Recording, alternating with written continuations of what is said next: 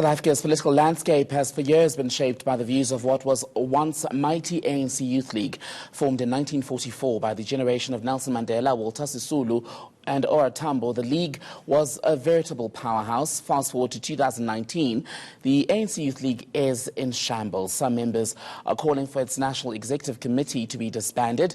This NEC is the same team that was elected after the disbandment of the team featuring Julius Malema, Ronald Lamola and others. So what's led to the demise of the ANC Youth League? ANC Youth League National Executive Committee member Sizopila Mkhize with me in studio tonight to discuss the current state of the organization. Sizopila, very good evening to you. Thank you for coming in. Some of your members want you gone as an NEC of the Youth League. Why won't you go? Well, good evening, Tembegile. Firstly, I don't think it's a right narrative to say why won't we go, because we, as the NEC, we are surely not going to die NEC members, and we're not born NEC members, so we're not really holding on to power. And the comrades that are calling for the disbandment of the ANC Youth League NEC, it is their right to have those views, and it is their right to feel dissatisfied by the current NEC of the ANC Youth League. But our plea and our argument is that we are given a chance as this current ANC Youth League NEC to go to Congress so that we are able to iron out issues, and young people, even those ones who are calling for disbandment, will be able to elect the leadership of their preference.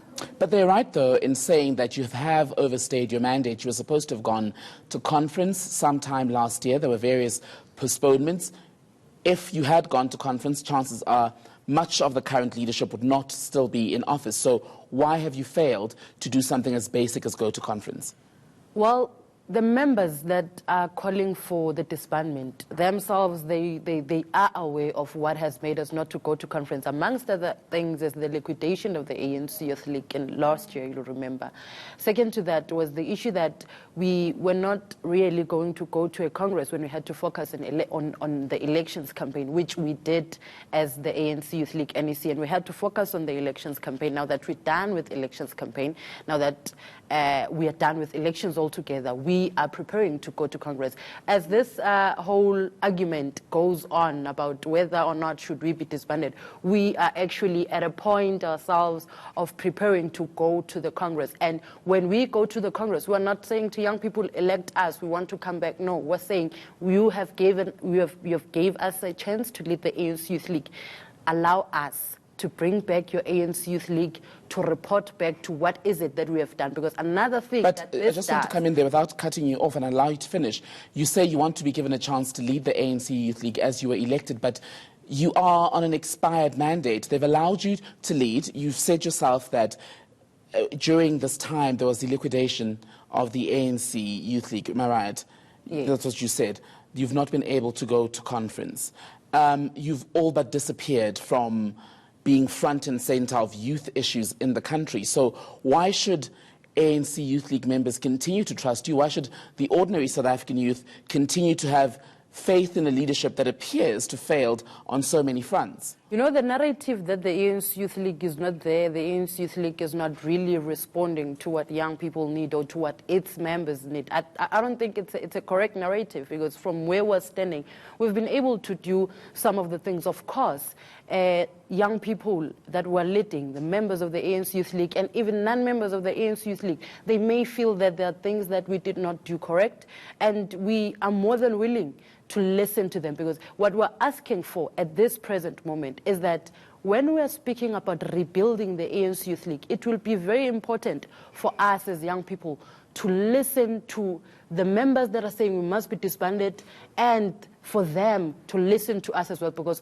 what I was saying before you cut me off was that we request members of the ANC Youth League to give us a chance of reporting back to them that what is it that we did with what they gave us in 2015 as a mandate? What is it that we failed to do? So that we are, because our disbandment now, it will lead to a point of no accountability at all, and no one will be held accountable. I mean, it happened with the leadership, with the previous leadership you mentioned earlier, and the entity came. And I do not believe that, from where I'm seated, that when you disband and you put an entity, you are going to get a conference as soon as you want it. You speak about all of that, but it's hard to have faith in that message. Let me put to you this question. Name the things that you, as the ANC Youth League, have been able to spearhead from 2015 to date. What are your achievements? Our achievements, as the first of them all, was the issue of young people being asked 5 years experience when they apply for for entry job levels. We've been able to engage the stakeholders, the government, to say you cannot ask a young person who is fresh from university, who just graduated, for a 5 years experience. It does not make sense. We've been able to triumph and win that battle as the ANC Youth League. Second to that, we have been able to put young people in government leadership positions.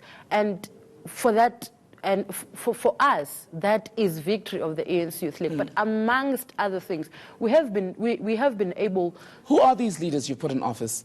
These young people you've got into government, who are they? There's so many. Who are they? If there's so many, name a few.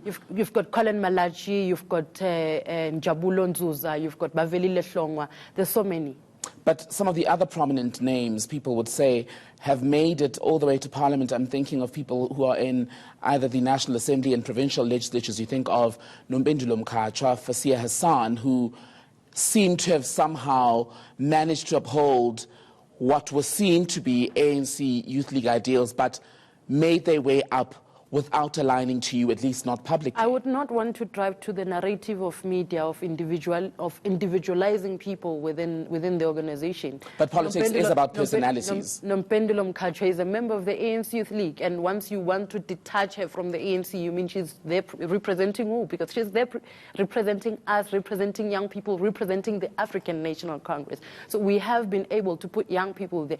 And from where we're standing, we do not believe that there should be actually a fight about whether or not there should be a disbandment. We believe that the ANC is going to listen to these comrades who are calling for the disbandment of the ANC Youth League, listen to them, because they are the members of the organization. They deserve to be listened whenever they raise their issues, because we also, as the member, I mean, there's no one who has a golden membership of any organization. So every member who raises consent must be listened. But Sizopila, is it satisfactory to you that from 2015 to 2019, the two things you can list now to us tonight is that you've managed to reduce the period of experience that's required for people when young people when applying for work?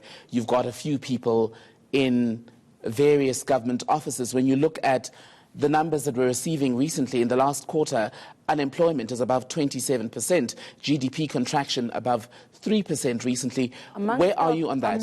Amongst our issues as the ANC Youth League and amongst the problems of young people out there, you mentioned the issue of unemployment, and we've said it, we're still fighting it, and we have engaged, for instance, with the National Youth Development Agency to say, assist young people, because when you speak about unemployment, amongst our problems in this society is that we think that everyone wants to wake up and go to work from 6 to 4 p.m. That's not the case. Some young people want to be self-employed. They must be given that chance. They must be given funding. And we have been able, through engaging NYDA as the ANC Youth League, through engaging small business department as the ANC Youth League, to say assist young people. And there's so many young people that have been assisted through these engagements of the ANC Youth League. So I do not believe, Tembekile, that we are at our weakest, and I would not say as well that we are at our strongest. But however, as a political organization, we have our own critiques like any other political organization that's there. So you admit that this is a weakened ANC Youth League? No.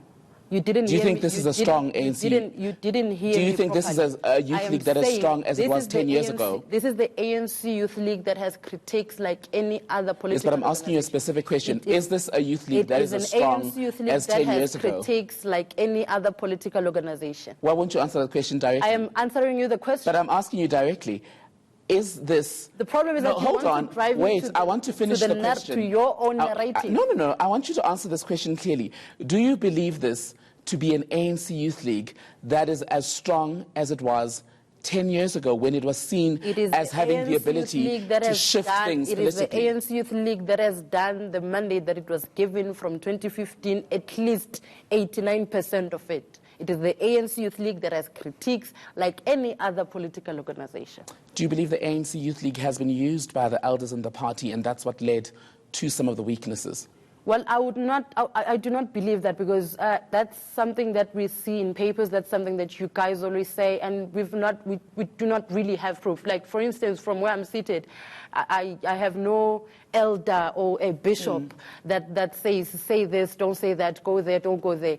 I think the ANC Youth League, part of our problems is that we have probably to a certain extent allowed the narratives of media, which they are core businesses, to divide the ANC Youth League to do it. Because when I'm standing here, when I'm seated here and I engage you on certain things, I mean, tomorrow you'll find headlines being something else. And that... All right, so I'm told we need to wrap. We'll leave it on that point. You still believe that the ANC Youth League is as strong as it was 10 years ago, though you didn't answer that question directly. But Sizophila Mkhize, member of the National Executive Committee of the ANC Youth League, thank you for your time. Thank you very much, Thembekile. Well, still ahead, Brexit has claimed the careers of 2 British Prime Ministers, and more are lining up in the firing line. We'll take a look at the Conservative candidates jostling to replace Theresa May. But first, a quick look at the international weather.